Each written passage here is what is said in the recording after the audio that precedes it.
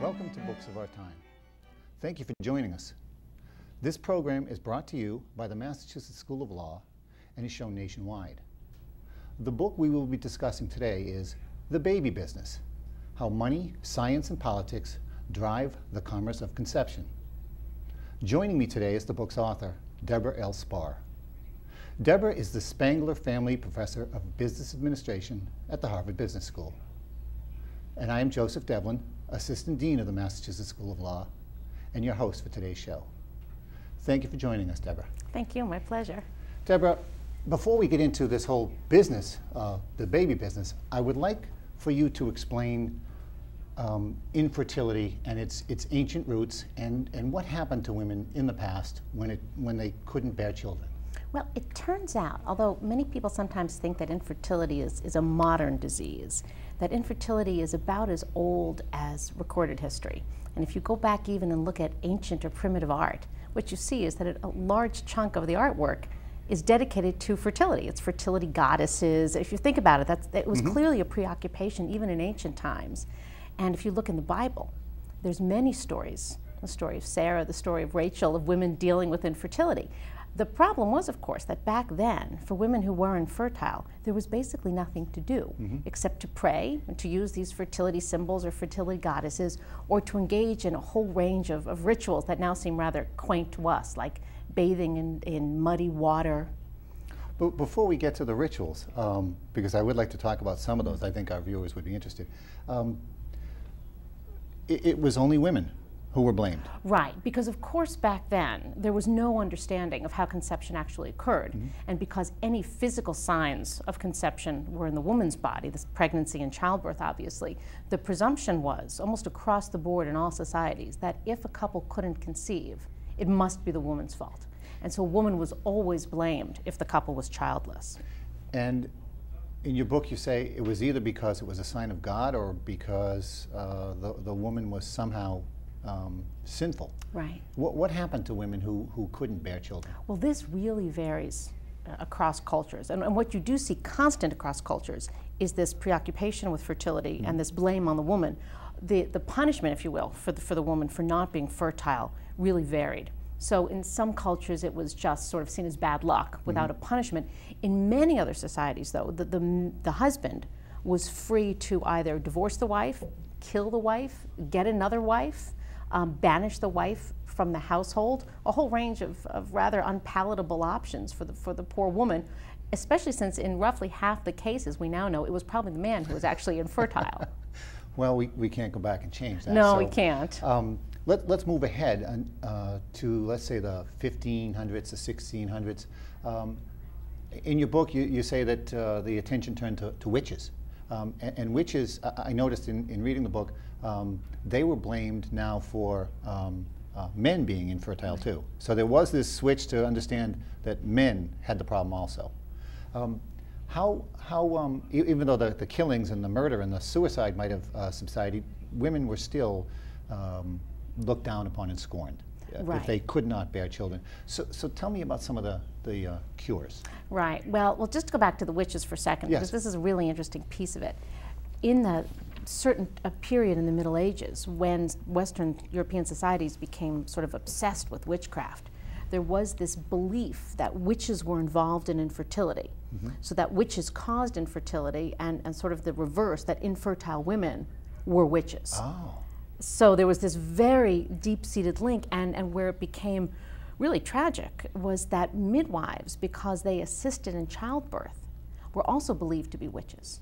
And so many of the women killed as witches were in fact midwives. So there's this very bizarre link. In terms of the rituals or the cures that were prescribed very often by these midwives, they involve the kind of things you'd expect. Very often treatments that sound just horrible to us today, and involving the urine of horses or mules, because it was sort of seemed to be vaguely connected. Bathing, as I mentioned, in muddy water, because that was supposed to look like the blood associated with childbirth, using certain kinds of trees or stones as amulets, and a lot of herbs, some of which we now know actually had some properties that in fact some women are using again today. But most of it was just complete nonsense. There is a man named James Graham that you talk about. I'm sure our viewers would be delighted to hear about. What was it, electrotherapy? Yes, he believed that you could solve infertility basically by making sex more pleasurable, although they didn't use quite those words, but he created this vibrating bed that he would rent out to couples. Did he patent that bed? I'm not sure he did. He probably should have. This bed that he would rent out to couples for an exorbitant sum. That would be the equivalent of $10,000 or $20,000 today for one night of ecstasy, which he claimed could cure infertility. And it's an example of early marketing that one high society British woman did in fact manage to conceive after using this bed. So of course this became sort of a seal of approval for his technique, and he went on to a very lucrative career renting out his bed.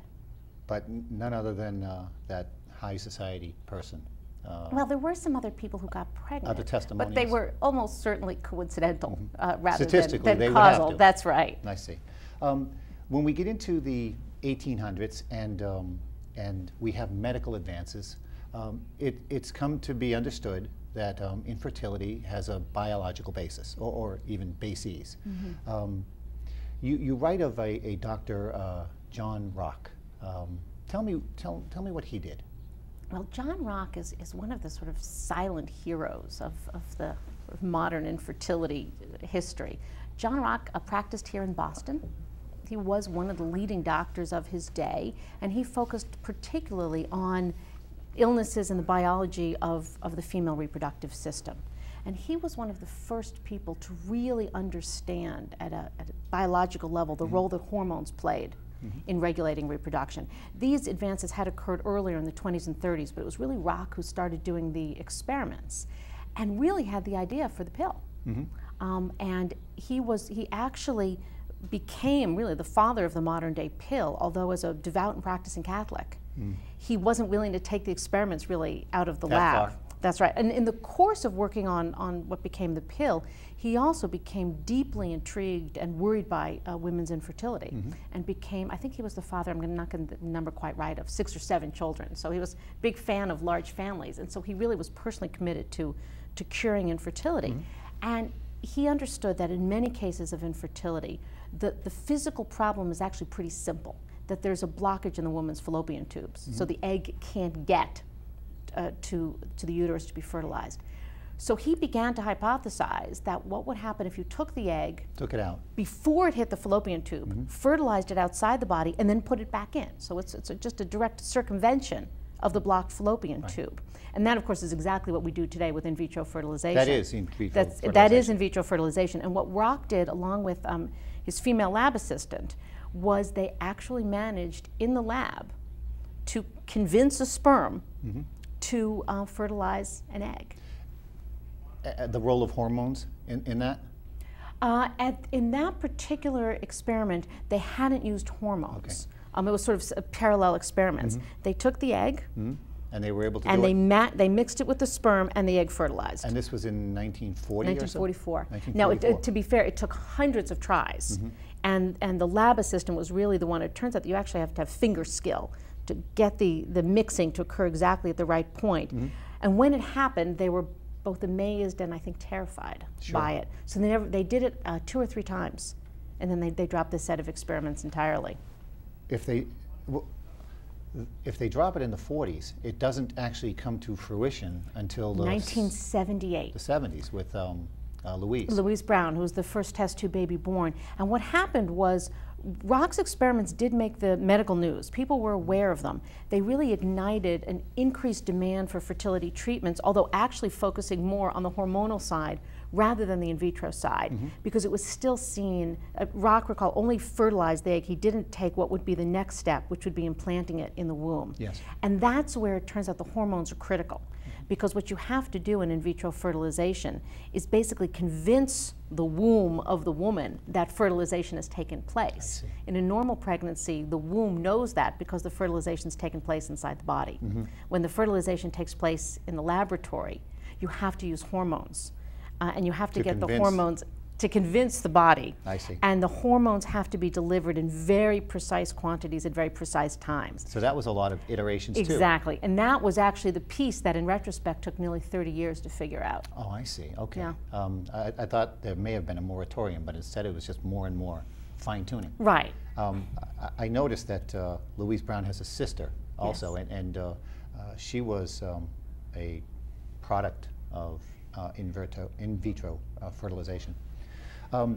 Aside from blocked fallopian tubes, there are a number of other biological reasons for infertility. Yes. Can you name some of them? Sure. Fallopian tubes at some level are sort of the simplest to sort of understand and visualize, and it's a fairly common cause of infertility.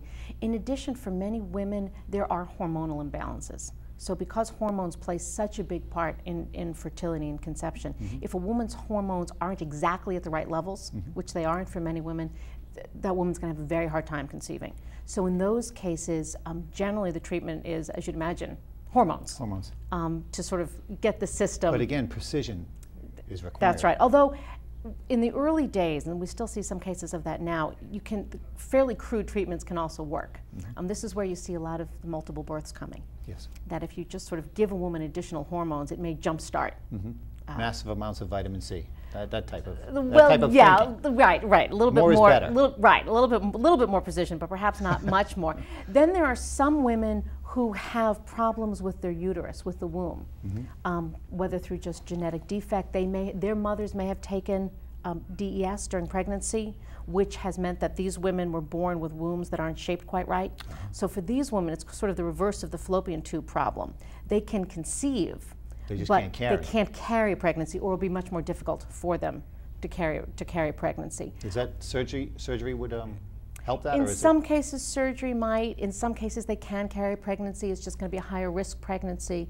Then, of course, there's another whole half of the problem, which is male infertility, which we've really only just come to realize somewhat later. Male infertility is generally simpler.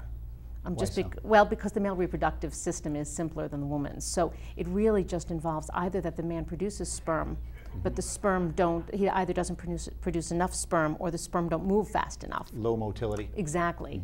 And in some cases there is a physical impediment that the man does produce sperm, but the sperm can't get to the right place.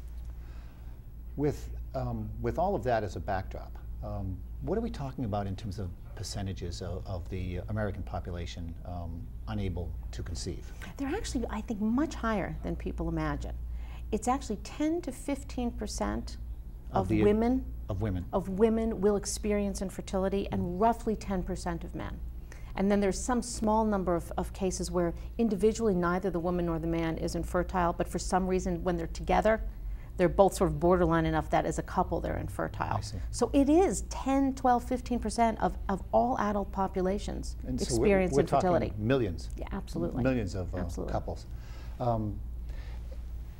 And now what I'd like to do is talk about now that we've gotten infertility out of the way, and the understanding about how women don't wish to be infertile, and yet for centuries there's nothing that they could do. You've mentioned in vitro fertilization as one possibility around that. We've talked about hormones. I'd like to talk about the business side of this. And as a quick primer for the audience, when I'm talking about the market of babies, and I hesitate to say the baby business because that might perk up some ears, and it's not what I mean. I'm not talking about selling or having a market in live babies. I'm talking about assisting reproduction, and there's a market there. Yes.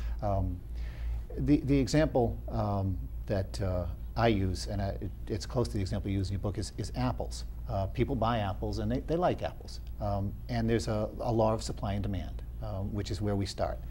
And what the law of supply and demand says is that if the price rises, then people will go to other things. They will substitute, if you will. And that'll drive down the price. And if the price rises, another thing that will happen is the supply will come in. So the demand will decrease, and the supply will come in for the simple reason that there's more money to be made in apples, more people making apples, which will result in more apples, more competition, and lower prices. Given that as a primer, how does it apply to the baby business? Let's first talk about substitutability.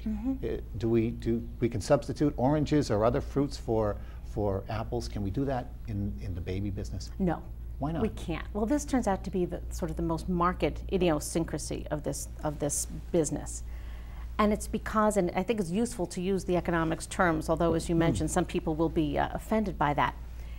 When people want a child and can't produce one, for most people, there is no substitute. I see. It's not as if you can say, and again, I apologize for sounding callous here, well, go get a puppy instead. Right. Most people find no substitute for a child if that's what they want. Now, of course, there is an alternative market, which is the adoption market. And I think that's one, I think it's a wonderful market. I think it's a market we need to look at very seriously.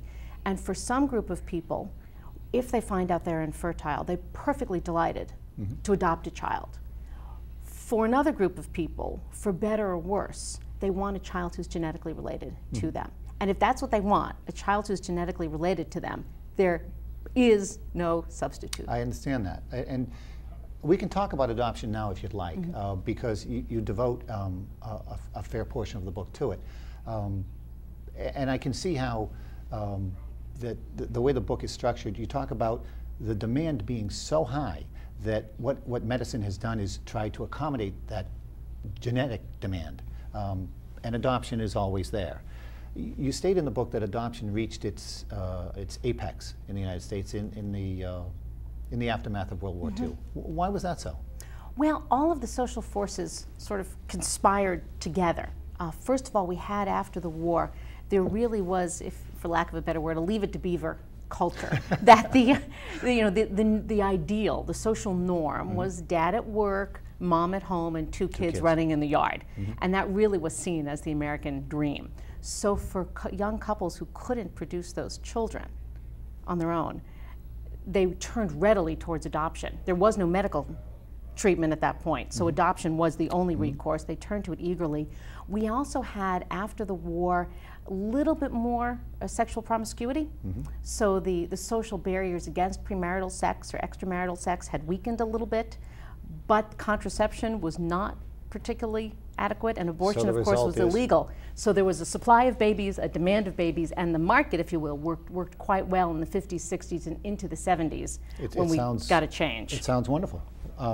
But apparently in that 30-year span, it declines precipitously. Yeah. Why is that so? Well, let me just go back and take a little bit of issue with you, because certainly what some scholars of adoption would say was that, in fact, this market was a horrible thing, because in many cases young women were being forced or coerced to give their children up for adoption when they would have much preferred to have taken care of the children themselves. So there was also a social stigma against single motherhood. Sure. What started to change in the 1970s, of course, we had massive change in social structure.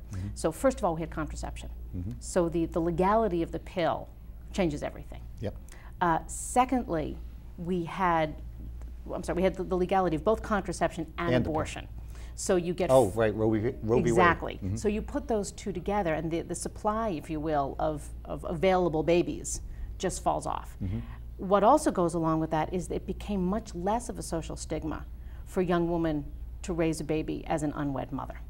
And in fact, some people have hypothesized that once abortion became readily available, in fact, women who chose not to abort were more likely to keep their babies. Murphy Brown. Exactly, exactly. And so what you see, and you can just see this in the numbers, is the numbers of infants, particularly white infants, available for adoption just falls through the floor. They disappear. When we come back, I'd like to talk about, given that decline, what Americans have done, and the phrase that's used in the book, I think, is the commodification of women. And there seems to be a significant backlash when we go overseas to adopt white children. We will return shortly.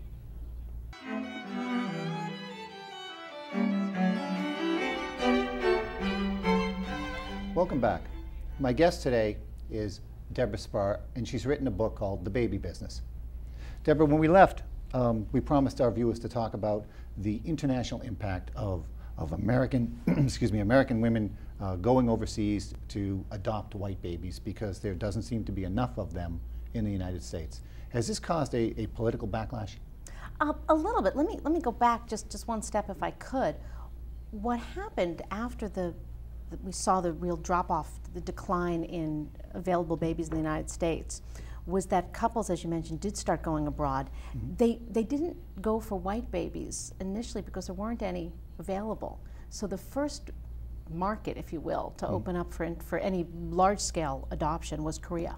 Mm-hmm. And there were numbers of children who had been created. Often they were biracial kids who had been born as a result of the Korean War, mm-hmm. and fully Korean kids whose parents just couldn't afford to take care of them in the aftermath of the war. So the first real wave of international adoption occurred in the late 1950s, mm-hmm. after the Korean War, and these were Asian kids. Was part of that motivated by any guilt?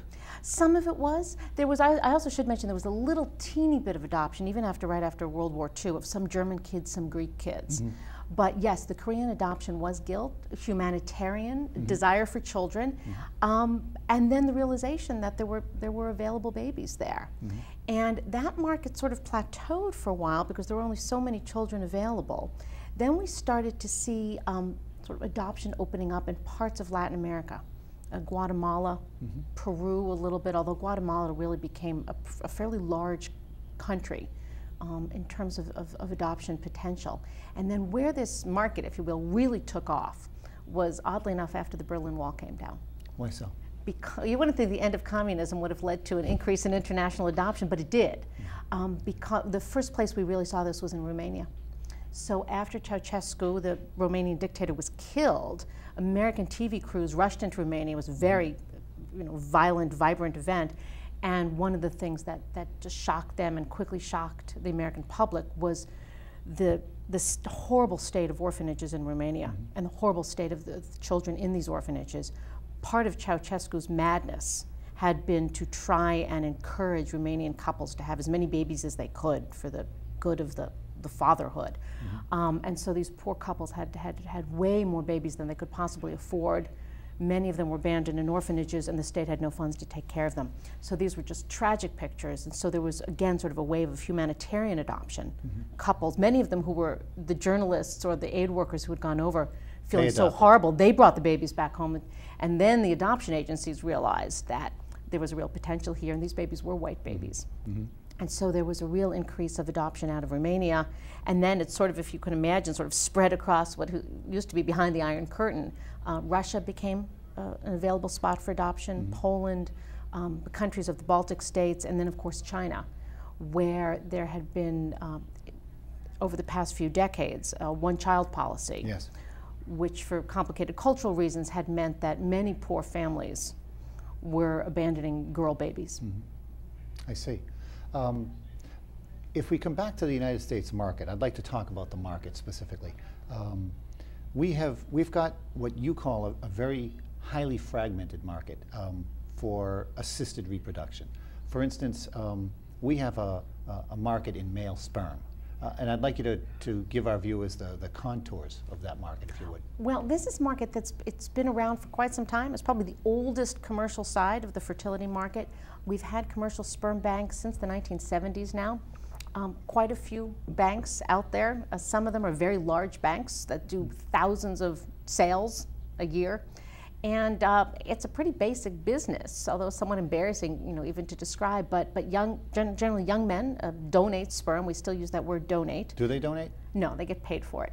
It's a funny aspect of the fertility market that we always use the term donation, mm-hmm. even when people are in fact getting paid to donate. Is that because we're reluctant to talk about this as a business? Absolutely. I see. Absolutely. And in some cases there is quite a bit of altruism mixed in. It's donating sperm or giving sperm is not a particularly profitable activity. So there's probably some sense, and if you talk to the young men who do this, that they do feel that they're helping infertile couples, and it's a good thing to do, but they get paid for it as well. I was a young man once. I would think that it's a bit of a power trip. It myself. may very well be. What are we talking about in terms of money? It varies a lot by the bank. And does it vary by the donor? No, this is something that's really quite interesting, and it becomes more interesting when we talk about eggs in a few minutes, but there's pretty much a standard price for sperm. And the variation comes with the amount of sperm produced. So you kind of get paid by the amount. Okay. And there's not a lot of price premium for being particularly good looking or particularly smart or particularly much of anything. There's been stories, and a gentleman by the name of David Plotz just wrote a wonderful book on the Genius Factory, which was a sperm bank dedicated to sort of, or supposed Nobel to be laureates. Nobel laureates or Olympic athletes. It didn't really work. It turns out that people aren't really interested in paying much of a price premium for particular kinds of sperm, whereas they are for eggs. This is surprising, because now if we shift to the egg market, once we got the technology where you could sell your eggs, you talk about the $50,000 ad. Right. Could you tell our viewers about that? Yeah, there's a real difference in the egg market. Now, to begin with, you would expect that eggs are more expensive than sperm because they're just much harder to get. Absolutely. So the going price, if the going price for a vial of sperm is about $200, $300, the going price on the East Coast, or at least in Boston, the Boston area, is about $5,000 for eggs. And you'd expect that difference because the supply of eggs is going to be smaller and more difficult to get. What is really intriguing to me is that there is a premium egg market where couples, via brokers usually, will advertise for particular kinds of eggs, by which they really mean particular kinds of donors. So if you look in the campus newspapers of really any of the Ivy League schools, what you will see is, you know, special egg donor needed, must be 5'10", have SAT scores above a certain level.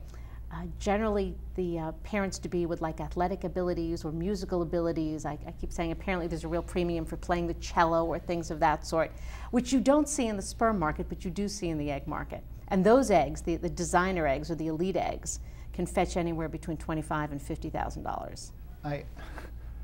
I'm at a loss as to why, unless it's a male-dominated society type of thing, why eggs are so much more valuable, but sperm isn't. It is a bit of a mystery. Again, you can explain the basic price difference because the eggs are harder. Sure. But what makes no sense, and it makes no sense genetically, is why you would pay that much more for an elite egg and not for an elite sperm. And particularly if you just even know basic genetics, there are some things that are genetic, like hair color. But cello playing is not an inherited genetic characteristic. There maybe is some proclivity, but the geneticists for sure have not identified this one. It is very, very interesting to me that maybe it's just marketing.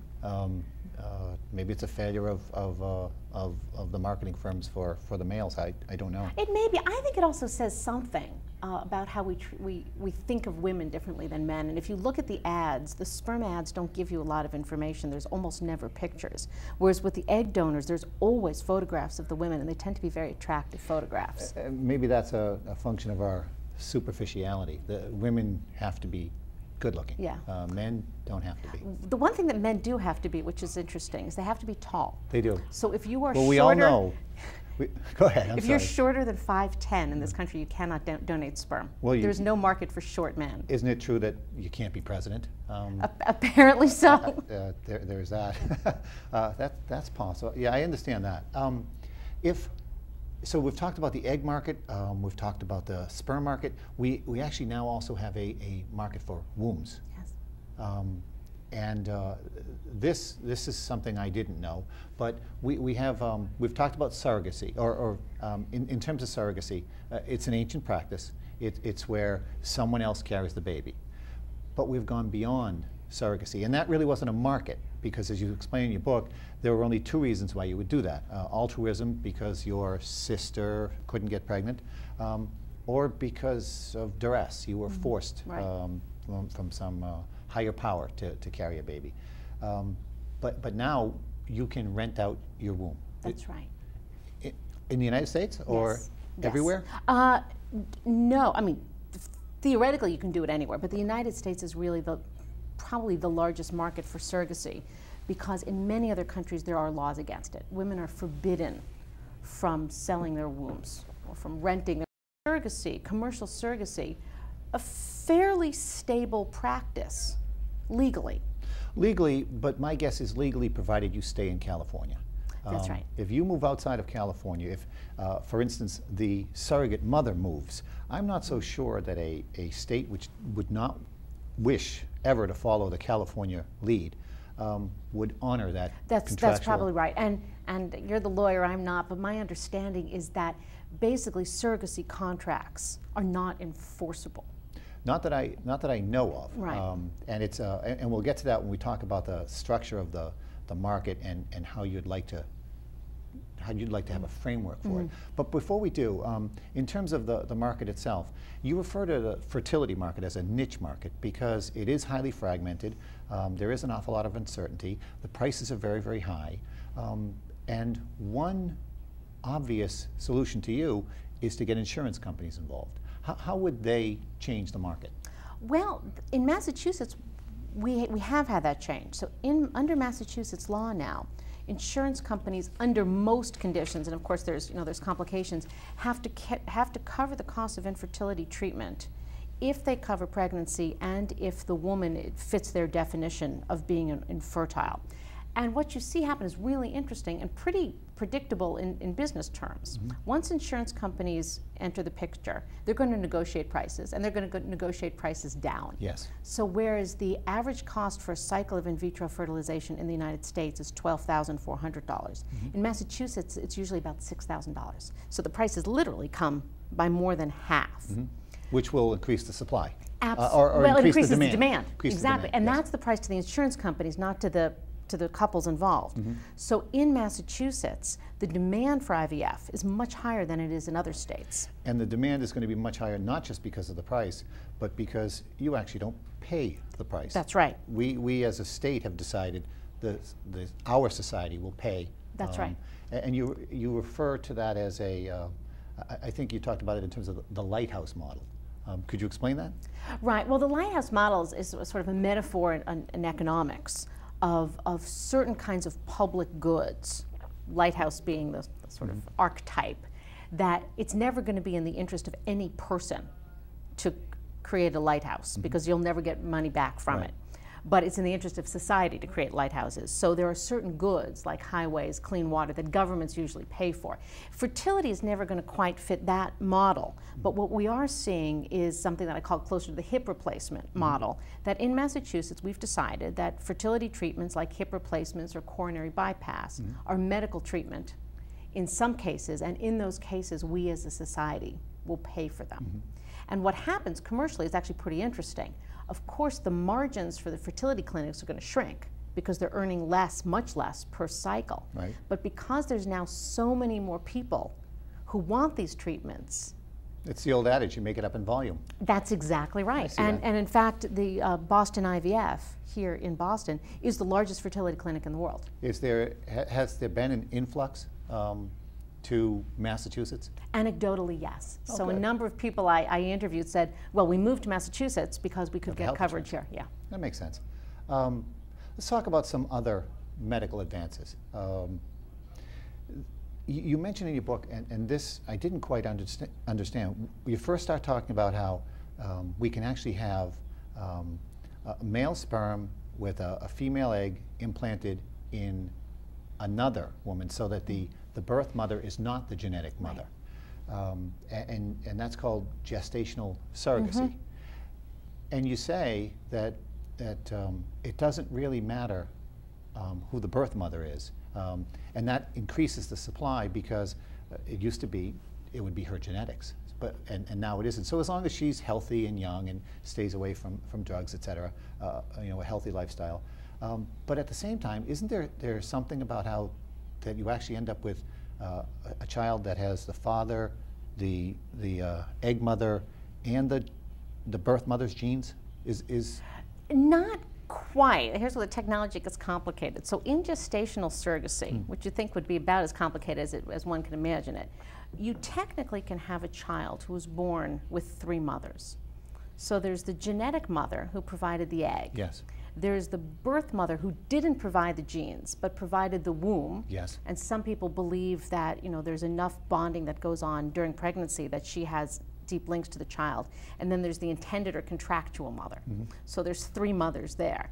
There's another technology, which is actually one of the few technologies that is currently banned in the United States, where a woman who's trying to get pregnant has eggs that are viable but are old.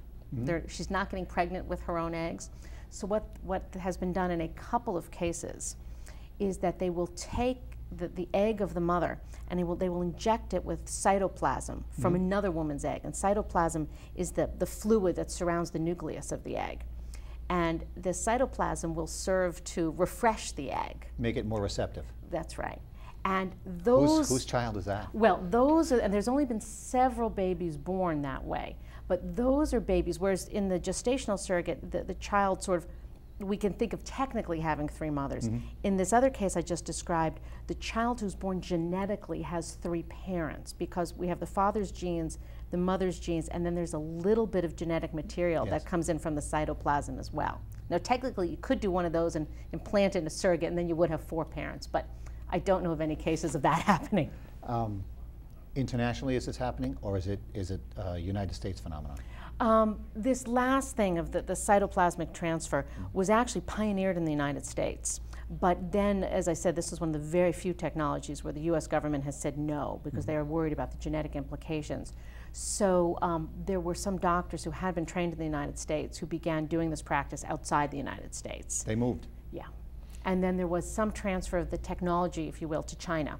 And it has been tried in a couple of cases in China. And to the best of my knowledge, at least in the cases that have been published, there may have been others, pregnancy resulted, but there haven't been children born yet. I see.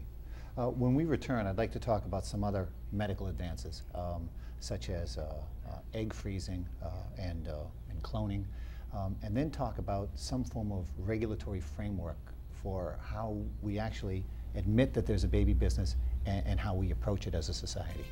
We'll be right back.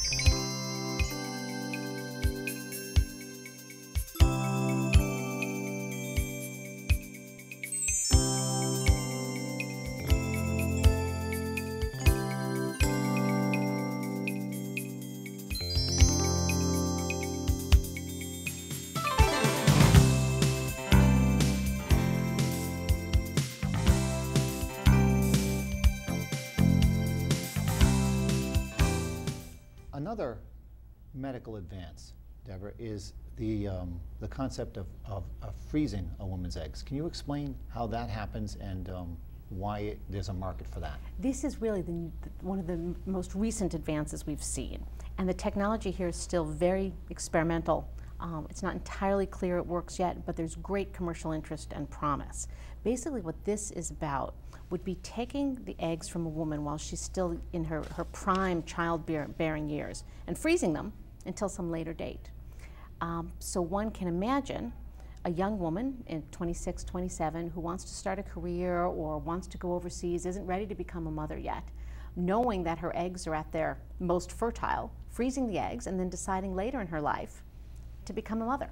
So it's a version of stopping the biological clock. Exactly. How far along is the technology? It's a little bit controversial. It turns out that eggs are harder to freeze than either sperm or embryos because they have a very high water content and the water tends to crystallize. So the success rates with frozen eggs are low. There have been pregnancies, quite a large number of pregnancies achieved after egg freezing, but the success rates are still pretty small.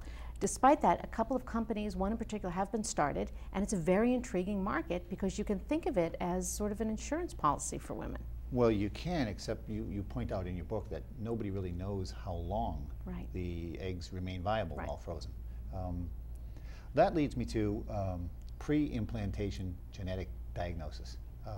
And I'd like you to explain to our viewers what PGD is. Yes, other than being a mouthful to say, I think PGD is really the wave of the future. PGD is very high tech. What happens is a couple goes through IVF, so you have to do IVF to do PGD. Okay. And once they've created the embryos, the scientists will take a single cell from an 8-cell embryo, and they will subject that single cell to a bevy of genetic tests. And it's critical to note that the 7-cell embryo, which remains, is perfectly healthy and is capable of going on and becoming a fetus and eventually a child.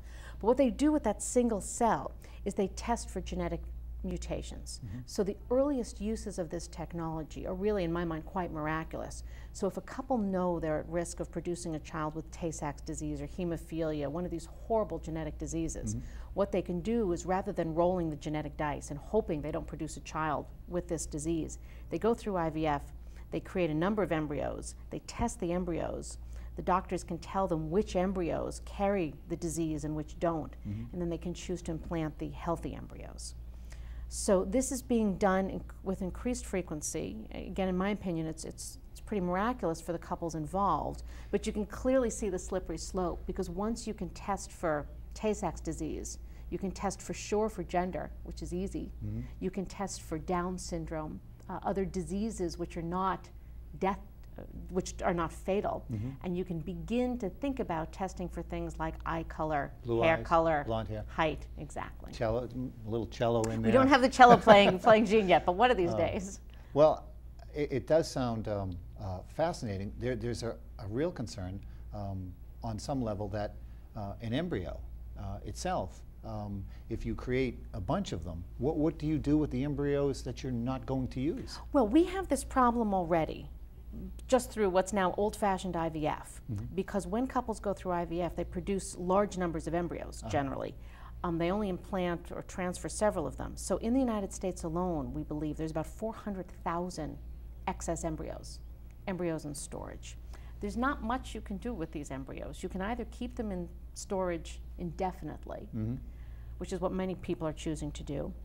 You can destroy them, which is something which most people don't want to do. Right. You can transfer them, but most people don't want to have necessarily that many children, or you can use them for research. And this is where, when we talk about human embryonic stem cells, this is what we're talking about. This is where the stem cells would be coming from so these extra embryos. So there is a massive supply, and there's certainly demand, but there is, now we actually have government regulation. This is not allowed. That's right. Is it allowed internationally? Yes.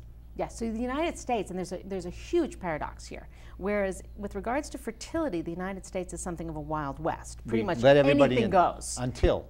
That's right. But with regards to stem cell research, the United States is one of the most restrictive countries in the world. And so basically, stem cell research is by no means illegal, but the scientists who want to do embryonic stem cell research can't use federal funds. Right. And federal funding is the necessary. lifeblood of science. It's the Lighthouse model again. Yes. You know, you do need that large federal funding. Yes. There is a discussion in your book, though, while there are some pros to pre-implantation genetic diagnosis, it smacks of what you talk about as eugenics. And you give a quick but sorted overview of the history of eugenics, including up to the Nazis, and how they used it on that slippery slope to try and annihilate the Jews. Isn't PGD a form of eugenics, creating a master race? Yeah, this is a really complicated and I think fascinating and important question that people need to be debating. Because on the one hand, yes, PGD is a very high-powered technology that would enable us as a whole to begin to select the genetic characteristics of our offspring. And that understandably makes people really scared. I think we should be scared. I think we should be. By the same token, there's a critical difference, that eugenics was about the state deciding that these kinds of people shall not be born. What we have with PGD is what some people have called positive eugenics, that it would be the parents deciding not to produce a child with certain characteristics. But it's the classic slippery slope, and what my view is very strongly is we can't afford to sort of tuck this technology under the rug, because it's not going to go away. The demand is out there. And we need to think about this proverbial slippery slope and think where we want to draw lines, because I think we can draw lines. We can say, and this is what some governments, including the British, are doing, they're saying you can use PGD to prevent against giving birth to a child who is going to die. So you're, in other words, you're guarding you're allowing it to guard against things. Right, but you're not allowing people to select for things. So for example, and again, it's quite interesting here, in the United Kingdom, you cannot use PGD to select gender. In the United States, because we have no law, there's in fact quite an active commercial market in gender selection. I know it was the case in China. Is there any anecdotal or statistical evidence about how we as Americans choose? Yes, we choose girls, actually. We do? We do. We choose girls. It's very interesting. We choose girls overwhelmingly in the adoption field. So there's a gross disparity. When people adopt, they want to adopt girls. And even with gender selection in PGD, it's only been a couple of years old now, but anecdotal evidence says that people want girls. And it seems to be driven, it's actually pretty interesting. The typical case of using PGD for gender selection is a family where they've had 2 or 3 boys. Right. And it's the mother who wants a little girl. Now again, as the technology becomes more prevalent, I imagine that will change, and we'll see a wider array of people. And again, I imagine for an awful lot of what we've talked about today, you can superimpose the insurance model on this, and it'll drive down prices. The demand will be there. Right. It's just a question of whether we want insurance to be involved in this. Right. Before we get to the market itself, I know we've got a couple more minutes.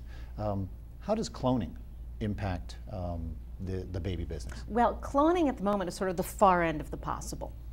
So we have had some success with large mammal cloning. So scientists have cloned sheep and cows and pigs and things which biologically are not all that different from us. So theoretically, it should be possible to clone a human being. Practically, the obstacles are huge because the failure rate is just monumental.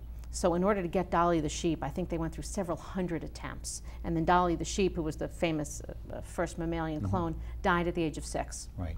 So the responsible scientists do not want to touch human cloning. I can't, you know, when I read the book and you talked about in the book cloning mammals, you mentioned about the idea that it's almost okay because we don't see them as having souls.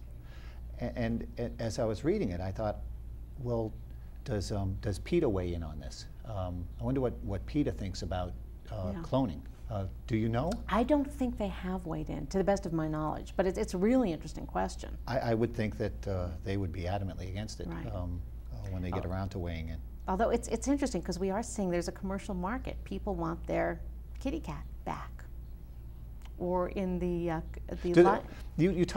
wrote about that. Do they actually get their kitty cat back? No. What do they get? I mean, cats, it turns out, are complicated genetically with their fur patterns because there's some random mutations that occur in the womb. You know, they manage probably to get something that looks a lot like, you know, whiskers used to look, and they may or may not be able to convince themselves that this really is the new whisker. Where we're seeing this market a little bit more seriously, I would say, is with livestock. So for prize bulls or prize milk cows, where there really is an interest in getting the same genetic lineage, it works. I mean, and I don't know that the bulls necessarily have different personalities or that anyone's looked closely at that. No, I don't think they would. They probably haven't. That's not why they're there. What about this whole idea of, in terms of a regulatory framework, one of the things that seems to be missing is this idea of property ownership. And unless and until we can have a clear and somewhat consistent concept of exactly who owns what, the market is going to remain fragmented. So what I'd like to talk to you about is the possibilities. And you give some nice examples in your book about the hip replacement model, which you had alluded to earlier. Can you explain that as a model for how we would go about regulating the baby business? Sure. I think, the whole argument I'm trying to make is that we have this market. Yes. It's unlikely that the market's going to go away anytime soon. And because this market is dealing in such precious commodities, it's dealing in human lives, we need to impose some basic set of guidelines, frameworks, restrictions around it. Property rights could provide a lens, a way of thinking about this market. There's other ways as well, but what we need to do is we need to give people in this market a much greater sense of legal certainty than they currently have. Because what's happening now is when things go wrong, which they inevitably will, we don't know, you know, in sort of legal terms, who to blame. Right.